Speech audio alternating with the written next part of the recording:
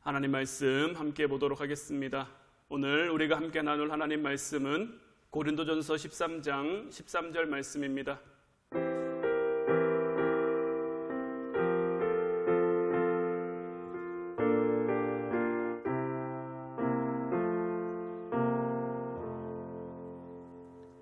오늘 말씀 제가 봉독하도록 하겠습니다. 그런즉 믿음, 소망, 사랑 이 세 가지는 항상 있을 것인데 그 중에 제일은 사랑이라.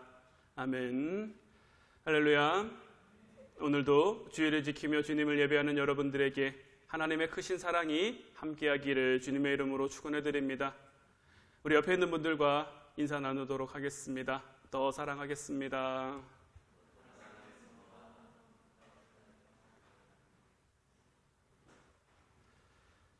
우리가 3주의 시간을 통해서 믿음에 대한 말씀, 소망에 대한 말씀, 그리고 오늘 이 시간 이제 사랑에 대한 말씀을 함께 나누길 원하는데, 오늘 본문 말씀 다시 보면 그런즉 믿음, 소망, 사랑 이 세 가지는 항상 있을 것인데 그 중에 제일은 사랑이라.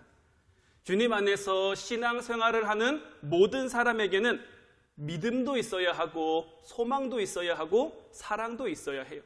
이 세 가지는 항상 있어야 되는데 그 중에 제일은 사랑이다라고 오늘 말씀은 말하고 있어요. 우리가 첫 번째 시간은 믿음에 대한 말씀, 내 믿음은 믿을 만한 믿음인가? 우리는 총체적인 복음을 만나야 된다고 말씀을 드렸어요.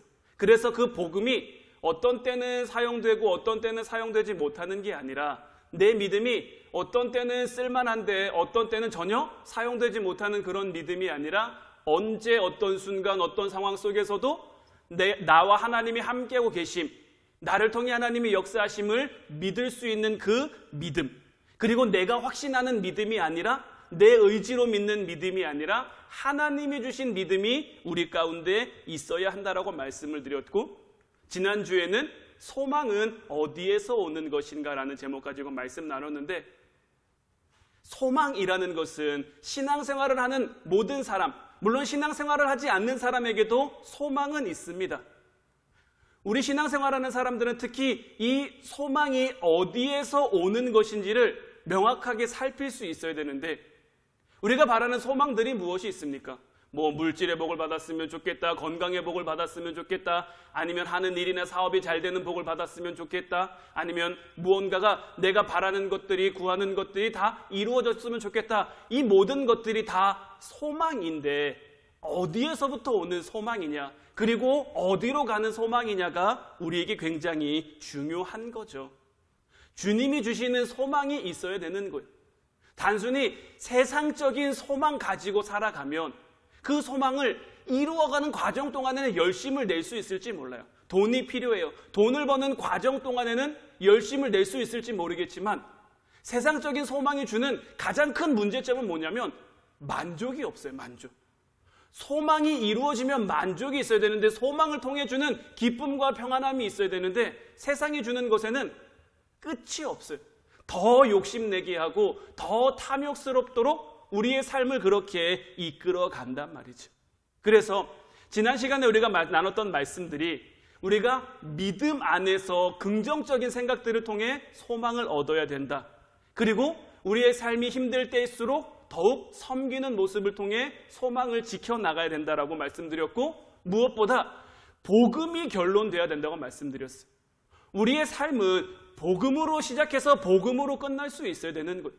하나님이 우리를 만드셔서 우리를 이 땅 가운데 보내셨기 때문에 그 하나님으로부터 시작돼서 하나님으로 끝나는 우리의 삶이 될 수 있어야 되는데, 그 하나님께서 우리에게 주신 말씀이 뭐냐? 믿음, 소망, 사랑 이 세 가지는 항상 있을 것인데 그 중에 제일은 사랑이라. 우리가 생각할 때 믿음도 굉장히 중요하잖아요. 또 어떤 의미에서는 우리는 신앙생활하면서 믿음을 좀 굉장히 강조하는 그런 부분도 있어요. 뭔가 문제가 생겼을 때 우리가 흔들리면 믿음이 약해서 그래, 믿음이 부족해서 그래, 믿음을 키워야지, 믿음 강하게 해야지. 저도 제가 지금까지 신앙생활 해오면서 믿음을 강조하는 얘기는 굉장히 많이 들었는데, 오늘 말씀은 믿음, 이러한 믿음보다도 사랑이 더 중요하다. 우리가 예수님 믿으면서 소망도 있어야죠. 주님 주시는 소망, 그래서 우리가 큰 꿈, 비전이라고도 말하는 그러한 것들이 있어야죠. 우리의 가정을 위한 비전, 교회를 위한 비전, 내 일터와 사업장, 그리고 자녀들을 위한 그 비전이 있어야 되는데 이런 것들보다도 사랑이 더 중요하다라고 말하고 있는데 이 사랑이 왜 중요하냐? 오늘은 두 가지 이유를 통해서 이 말씀을 좀 함께 나누길 원하는데 첫 번째는 우리의 죄를 해결할 수 있기 때문이에요. 우리는 예수님을 믿음으로 구원받았다는 소망 가운데 하나님 나라를 소망하며 살아갑니다. 그런데 믿음도 그렇고 소망도 그렇고 커지면 커질수록 누가 행복해집니까? 내가 행복해지는 거예요. 내 믿음이 나를 구원하는 거지 내 믿음이 내 가족을 구원하진 못해요. 내 믿음이 다른 사람을 구원하진 못해요. 물론 내 믿음이나 내 소망이 함께 살아가고 있는 가정 공동체 안에, 교회 공동체 안에 어떤 좋은 선한 영향력을 미칠 수는 있겠죠. 그래서 그 사람의 믿음을 보고 나도 도전받아서 나도 믿음을 키워야지, 소망을 가져야지, 기도해야지, 이런 선한 영향력을 끼칠 수 있고 미칠 수 있을지는 모르겠습니다만은 그로 인한 가장 좋음은 누구에게 돌아가느냐? 본인에게 돌아가는 거예요. 그런데 사랑은 아니에요. 사랑은 이타적인 거예요. 내 사랑으로 인해 다른 사람이 행복해지는 거예요. 물론 요즘 세상이 말하는 사랑은 조금 다릅니다. 세상은 내가 다른 사람을 사랑해도 내 만족을 위해 사랑하는 경우가 많아요. 다른 사람을 위한 것 같지만 결국 그것이 다시 자기의 만족을 위해서 하는 경우가 많아요. 하지만 하나님 말씀이 우리에게 말하는 사랑은 그게 아니에요. 그래서 저는 여러분들에게 사랑을 좀 이렇게 표현하고 싶어요. 사랑은 그냥 내 마음을 던지는 거예요. 내 마음에 줄을 매달아서 던졌다가 아닌 것 같으면 다시 끌어올리는 것이 아니라 사랑은 그냥 내 마음을 던져버리는 거예요. 그래서 내 마음을 던졌기에 그 상대방이 내 마음에 어떻게 반응하든지 간에 상관이 없는 거예요. 만약 하나님께서 우리를 사랑하실 때 하나님의 사랑 끝에 무언가 줄을 매달아가지고 우리의 반응을 보시고 너희들이 사랑받을 만하면 내 사랑을 너희에게 두고 너희가 사랑받을 만하지 못하면 그 줄을 끌어올리고 그래서 사랑을 다시 거두어 가셨다면 우리의 삶이 어떻게 될까요? 우리의 삶 가운데 하나님의 사랑을 누리면서 살아갈 수 있는 사람이 있을까요? 아무도 없을 거예요. 우리가 죄인 되었을 때에 아직도 부족하고 아직도 연약하고 아직도 죄 가운데 있을 때 주님이 우리를 먼저 사랑해 주셨죠. 주님이 먼저 주님의 그 마음을 우리에게 던져주신 거예요. 오롯이 우리가 그 마음을 다 받을 수 있도록. 그래서 그 사랑으로 인해 우리가 구원의 소망, 믿음의 소망을 가지고 살아갈 수 있게 된 거예요. 제가 얼마 전에 인천에서 목회하시는 신민영 목사님이랑 같이 좀 이렇게 늦은 점심을 같이 먹을 그런 날이 있었어요. 한 점심을 한 3시 정도쯤 먹으러 간 것 같아요. 좀 이제 많이 좀 늦은 시간이었죠. 근데 식당에 저희 두 사람이랑 어떤 남녀 커플 이제 둘 팀만 이렇게 식사를 이제 하고 있는데 이게 앉아서 이렇게 식사를 하다 보니까 저 남녀 커플의 얘기가 좀 목소리가 좀 이렇게 커가지고 나누는 얘기들이 귀에 들려오더라고요. 뭔 얘기를 하나 좀 이렇게 들어봤더니 여자친구가 약속 시간에 한 1시간 정도 늦었나 봐요. 그래서 좀 일찍 만나서 같이 점심 먹고 뭐 이런 거 저런 거 하려고 했는데 여자친구가 1시간 정도 연락도 안 되고 1시간 정도를 이렇게 늦게 와서 남자친구가 좀 이렇게 기분이 상한 거죠. 그래서 이제 두 커플의 얘기를 듣는데 저는 속으로 생각하기를 이제 어쨌든 여자가 1시간 늦었으니까 연락도 안 됐으니까 되게 미안해하면서 사과할 줄 알았거든요. 근데 그렇지 않더라고요. 이 여자친구가 하는 말이 글쎄 모르겠어요. 어떤 게 맞는 건지는 잘 모르겠는데 그냥 제 생각, 제 마음으로 봤을 때는 되게 좀 황당하다고 여겼던 게 뭐냐면 이 여자친구가 그 남자친구한테 뭐라고 얘기하냐면 내가 오는 길에 백화점을 들렸는데 너한테 굉장히 좀 어울리는 것처럼 보이는 것들이 있어서 내가 그걸 보느라 늦었다. 내가 늦은 건 다른 이유 때문이 아니라 너 때문에 늦은 거다. 그러니 너는 나에게 화를 내면 안 된다. 너는 나한테 기분 나빠하면 안 된다. 나는 오롯이 너를 위해 그랬던 거다. 이런 식으로 얘기를 이렇게 나누더라고요. 그 얘기를 들으면서 와, 저게 도대체 무슨 얘기지 싶은 그런 마음이 들어서 좀 이제 황당한 이제 그런 게 있었는데, 세상적인 어떤 사랑들은, 이런 좀 약간 좀 극단적인 상황이다라고 말할 수 있을지 모르지만, 우리 안에는 너나 할 것 없이 그런 마음이 있어요.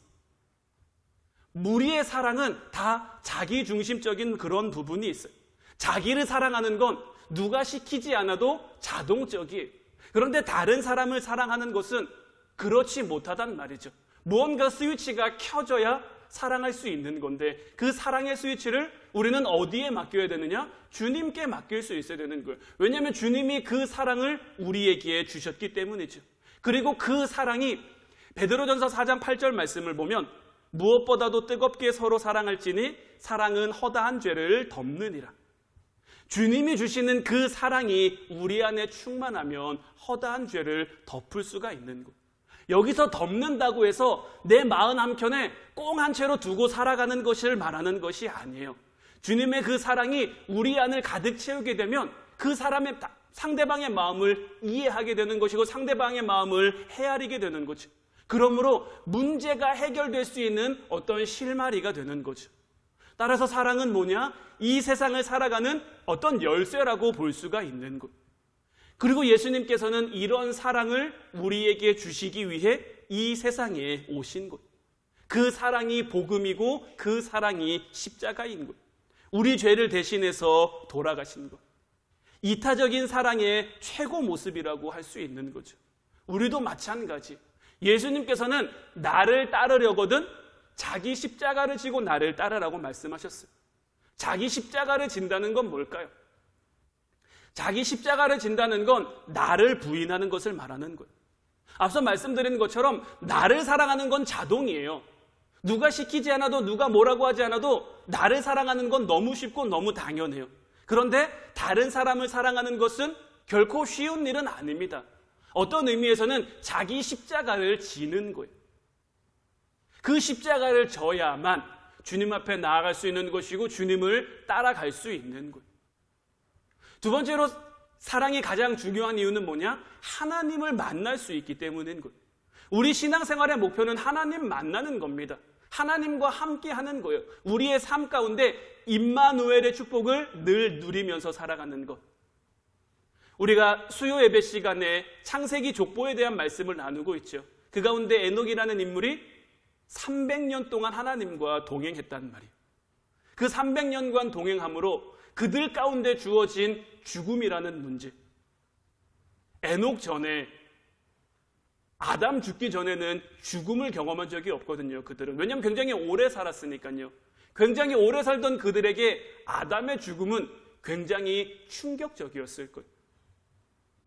그 당시에 싸움도 있고 다툼도 있고 분쟁도 있고 가인 족보의 계열 사람들이 무기도 만들고 했으니까 그들 간의 어떤 전쟁이나 이런 것들은 있었을 거예요. 그로 인해 피해를 보고 죽임을 당하는 사람이 있었겠습니다만은 정말 이제 수명이 다해 하나님께 올라가는 그러한 경우는 없었고, 그들에게 아담이라는 인물은 어떤 의미였을까요? 하나님과 함께 했던, 하나님을 그들에게 전해주고 하나님의 사랑, 하나님의 마음을 그들에게 전해준, 어떻게 보면 정말 든든한 버팀목 같은 그런 존재였을 텐데 그런 아담이 죽었단 말이에요. 그들은 굉장히 충격이었을 거예요. 영원히 함께 할 줄 알았던 그 아담의 죽음으로 인해. 그런데 그런 죽음으로 인한 그 공포를, 그 두려움을 누가 해결해 줬느냐? 에녹이란 인물이 해결해 준 거예요. 에녹이 하나님과 동행하는 모습을 그들에게 보여줌으로써 하나님과 함께 한다는 것이 이런 거구나. 하나님의 은혜가, 하나님의 사랑이, 하나님의 축복이 그들 가운데 주어진다는 것은 어떤 거구나. 그들이 점점 깨달아 알게 간 거고, 그때로부터 시작된 믿음과 신앙이 오늘날 우리들까지 이어진 거죠. 그런데 여러분들 어떻습니까? 하나님 만나기가 쉬울까요? 어려울까요? 여러분들은 어떻습니까? 하나님 만나는 게 쉬우십니까? 어려우십니까? 쉽다고 생각하시는 분도 있을 수 있고 어렵다고 생각하시는 분들도 있을 수 있지만, 제가 생각했을 때는 결코 쉽지는 않은 것 같아요. 근데 쉽지 않은 이유가 있어요. 왜냐하면 하나님 수준과 우리 수준이 너무 달라요. 우리 수준에서 하나님을 생각하면 하나님 너무 높이 있는 거예요. 그러다 보니까 우리가 쉽게 만날 수 없는 거죠. 우리 수준으로 쉽게 감당할 수 있는 그런 부분이 아닌 거예요. 요한일서 4장 7절로 8절 말씀을 보면 사랑하는 자들아 우리가 서로 사랑하자. 사랑은 하나님께 속한 것이니 사랑하는 자마다 하나님으로부터 나서 하나님을 알고 사랑하지 아니하는 자는 하나님을 알지 못하니 이는 하나님은 사랑이심이라. 하나님은 우리 수준이 아니기 때문에 자꾸 하나님을 생각할 때마다 두려운 마음이 생기고 뭔가 멀리 있는 좀 가까이 하기 힘든 것 같은 그런 마음이 들지만 우리가 복음을 만나고 하나님을 알아가면 알아갈수록 점점 하나님이 편해질 수밖에 없는 거죠. 왜냐하면 하나님의 사랑을 우리가 알게 되니까, 하나님이 어떤 분인지 알게 되니까. 여러분들이 무거운 짐을 들고 가고 있는데 누군가가 여러분들 도와줬다면 여러분들의 마음은 어떨까요? 그 사람을 향해서 고마운 마음이 들 거예요. 그 사람이 누군지 몰라도 이 정도의 선의는 베풀 수 있다라고 생각해요. 그런데 여러분이 모르는 사람이 여러분을 대신해서 죽어준다면 어떨까요? 이건 좀 문제가 달라요. 누군가 내 짐 들어주는 거는 그냥 해줄 수 있다고 생각해요. 근데 누가 나를 위해 죽어준다? 그것도 나와 전혀 상관없는 사람, 내가 잘 모르는 사람이 나를 위해 죽어준다? 우리는 그 사람의 마음을 모르기 때문에 고맙겠죠. 고맙겠지만 한편으로는 굉장히 좀 난처할 수밖에 없는 거예요. 왜냐하면 그 마음을 이해할 수 없으니까요. 그런데 어떻습니까? 예수님이 나를 위해 십자가를 지셨어요. 나를 위해 돌아가셨어요. 어떻게 보면 우리 때문에 예수님이 돌아가셨다는 말이에요. 그 예수님의 사랑, 그 예수님의 마음을 우리가 이해하기 전까지는, 그 사랑을 우리가 알기 전까지는 하나님의 그 사랑이 부담스러울 수밖에 없는 거예요. 때로는 난처할 수밖에 없는 거예요. 우리의 머리, 우리의 생각으로는 이해가 안 되는 거예요. 우리 수준으로는 감당이 안 되는 거예요. 그런데 말씀을 만나고 복음을 만나고 그 하나님의 사랑을 알아가면 알아갈수록 하나님이 어떤 분이시구나, 그 하나님의 마음을 깨닫게 되고 그 마음을 점점 깨닫게 되면 그 사랑이 우리 안에 이해되어지고 그 사랑이 우리 안에 충만해지면 이제 그 사랑을 우리가 충분히 감당할 수 있고, 그때서부터는 하나님이 멀리 있는 분이 아니라, 하나님이 무서운 분이 아니라 우리 하나님이 정말 내 아버지시구나, 나를 너무 사랑하시는구나, 이것을 깨달을 수 있게 되는 거죠. 따라서 하나님은 우리가 지식적으로만 만나는 분이 되어서는 안 되는 거예요. 우리가 말씀만 많이 본다고 우리가 하나님을 다 이해할 수가 없는 거예요. 사도 바울이 지식적으로는 하나님에 대해서 굉장히 많이 알았죠. 사울이던 시절에 바리새인으로서 율법에 정통한 사람, 모든 율법을 다 지키며 그대로 하는, 자기가 봤을 땐 율법의 흠으로는 요만큼도 흠을 찾을 수 없는 그러한 자기 딴에는 완벽하고 완전한 사람, 그랬던 그가 다메섹 도상에서 예수님을 만난단 말이에요. 예수님의 사랑을 그가 느끼게 된단 말이에요. 바울은 이 다메섹 도상에서 예수님을 만난 그 사건, 아나니아를 통해 눈을 뜬 그 사건, 그 이후로 3년 동안 성경에 등장하지 않아요. 그러니까 성경은 어떻게 보면 굉장히 짧은 절절 단위로 이렇게 돼 있어서 바울이 다메섹 도상에서 예수님 만났고 아나니아로 인해서 눈을 떴고 그때부터 이방인의 사도로 바로 쓰임 받았다, 이렇게 생각하고 이렇게 여기게 될, 그렇게 볼 수도 있는데, 성경에는 보이지 않는 그런 시간적 그런 공백이 굉장히 많이 있단 말이에요. 사도 바울도 눈을 뜬 이후로 3년 동안 성경에 등장하지 않아요. 그는 아라비아 사막으로 나가서 홀로 시간을 보내요. 그 홀로 시간을 보내는 동안 이 사도 바울은 뭘 했을까요? 자기가 머리로만 알았던 그 하나님을 다시 마음으로 만나는 시간이 됐죠. 정말 내가 지식으로만 만났던 하나님, 내가 부인하고 내가 핍박했던 그 예수님을 마음으로 만나며 그 사랑을 이해하며 깨닫는 시간이 된 거죠. 그리고 그 시간 동안 주님의 마음을 알게 되고 주님의 마음을 깨닫게 되니까 그도 이방인의 사도로 나가서 주님이 주신 그 사랑을 전할 수 있게 된 거예요. 물론 사도 바울이 가지고 있던 달란트는 맞고 가진 능력이 많은 사람이긴 합니다만은, 사도 바울이 뭔가 특출난 사람이라서 하나님께서 그를 이방인의 사도로 들어 세우신 것이 아니에요. 그가 잘할 것 같아서 세우신 것이 아니라 하나님께서는 잘하든 못하든 상관없어요. 그 마음에 주님의 마음을 깨닫고 주님의 마음, 주님의 사랑이 있는 사람을 통해서 하나님은 역사하시는 것. 그래서 사도 바울은 이방인의 사라로 매를 맞아도 감옥에 갇혀도 죽을 고비를 넘기면서도 그 사랑을 전할 수 있는 사람이 된 거예요. 왜냐하면 하나님을 사랑하는, 그 하나님의 사랑을 알면서 하나님의 사랑을 전하는 자가 됐으니까. 저는 우리가 하나님과 깊은 교제를 나누지 못하는 이유가 바로 여기에 있다고 생각해요. 우리는 자꾸 그냥 하나님을 믿으려고만 해요. 물론 하나님 믿어야죠. 믿는데 우리가 하나님을 그냥 믿는 것이 아니라 하나님과 깊은 교제를 하며 하나님을 알아가는 시간이 있어야 되는 거예요. 가정 안에서도 남자와 여자가 만나서 부부로 살아가는 동안 그 부부가 하나가 되기까지 얼마나 많은 시간이 필요합니까? 저도 저희 집사람이랑 이제 11년, 12년 이렇게 알아가고 같이 살아가고 있는데 여전히 모를 때가 있어요. 어느 정도 이제 안다 싶었는데 여전히 이 사람이 이런 부분이 있었네 할 때가 있단 말이죠. 그러면서 여전히 부딪힐 때도 있고 여전히 갈등할 때도 있고, 하지만 그런 시간들을 통해서 더 많이 알아가고 그러다 보니까 가정이 더욱 든든하게 이렇게 세워져가는 그런 부분들이 있단 말이에요. 하나님과 우리 사이의 관계도 마찬가지예요. 하나님과 교제를 나눠야 되는 거예요. 내가 그냥 하나님 믿는다고 믿어지는 게 아니에요. 제가 믿음에 대해 말씀드리면서 믿음이 소망으로 완성된다고 말씀드렸죠. 왜냐하면 하나님이 우리에게 주시면 그 믿음 가운데 우리에게 소망이 생겨날 수밖에 없어요. 왜냐하면 하나님은 우리를 이 땅 가운데 그냥 보내신 게 아니니까요. 우리를 이 땅 가운데 내가 선택하고 내가 경험하고 내가 만나 살아가는 것 같지만 하나님께서 우리에게 그 삶의 자리를 허락해 주신 거예요. 내 가정 가운데 하나님이 나를 보내신 이유가 있는 거예요. 내 자녀들을 하나님이 나에게 맡기신 이유가 있는 거예요. 믿음 가운데 그 뜻을 깨달아가면 내 가정을 향한, 내 교회를 향한, 내가 살아가고 있는 삶의 터전들을 향한 소망이 생길 수밖에 없는 거예요. 내게 믿음이 있는데 소망이 안 생긴다? 그건 이상한 거예요.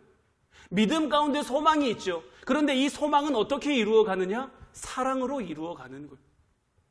때로는 믿음 가운데 우리에게 주신 소망이 우리에게 짐처럼 여겨질 수도 있어요. 되게 정말 무거운 것처럼 여겨질 수 있어요. 그 사명을 감당하기에 너무 무거워서. 요나에게 니느웨로 가로 말씀을 전하라고 했을 때 요나는 그 니느웨로 가기가 너무 싫었어요. 왜냐하면 니느웨는 이스라엘 백성들을 괴롭히는 나라였으니까요. 그래서 다시스로 도망하는 배를 가죠. 하지만 하나님께서는 요나에게 하나님의 마음을 깨닫게 하시는 거, 여러 가지 상황과 여러 가지 모습들을 통해서 하나님의 마음을 깨달아가게 하시는 거예요. 선지자를 통해서 이스라엘 백성들에게 계속 주셨던 말씀, 사사들을 통해서 하나님이 이스라엘 백성들에게 계속 주셨던 말씀들은 다른 데 있는 게 아니에요.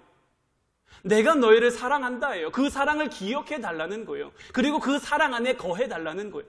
우리가 그 사랑 안에 거하면 하나님이 주시는 것 누리며 살아갈 수 있도록 더 큰 소망 가운데, 더 큰 믿음 가운데 살아갈 수 있도록 우리를 그렇게 만들어 주신다라는 거예요. 그 사랑 안에 거하기만 하면. 그런데 그들이 자꾸 그 사랑 밖으로 나가는 거예요. 하나님의 사랑의 울타리 밖으로 나가니까 하나님 다시 그 안으로 들어오고 싶어 하시고, 들어오는 그 방법이 때로는 그들을 질책하시기도 하고 때로는 그들을 징계하시기도 하고, 그런데 이 모든 것들이 사랑하기 때문인 거죠. 여러분들도 여러분들의 자녀를 혼낼 때가 있으시죠. 여러분들의 자녀를 좀 이렇게 꾸짖고 나무랄 때가 있으시죠. 그런데 여러분들이 그 자녀들을 꾸짖고 나무랄 때 그 자녀들이 미워서 그렇게 하십니까? 싫어서 그렇게 하십니까? 사랑하기 때문에 그렇게 하는 거잖아요. 이 자녀가 옳은 길을 걸어갈 수 있도록, 바른 길을 걸어갈 수 있도록 하나님도 우리 안에 똑같아 하시는 거예요.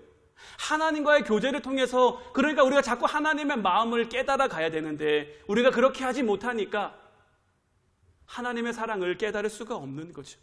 로마서 5장 1절로 5절 말씀을 보면, 그러므로 우리가 믿음으로 의롭다 하심을 받았으니 우리 주 예수 그리스도로 말미암아 하나님과 화평을 누리자. 또한 그로 말미암아 우리가 믿음으로 서 있는 이 은혜에 들어감을 얻었으며 하나님의 영광을 바라고 즐거워하느니라.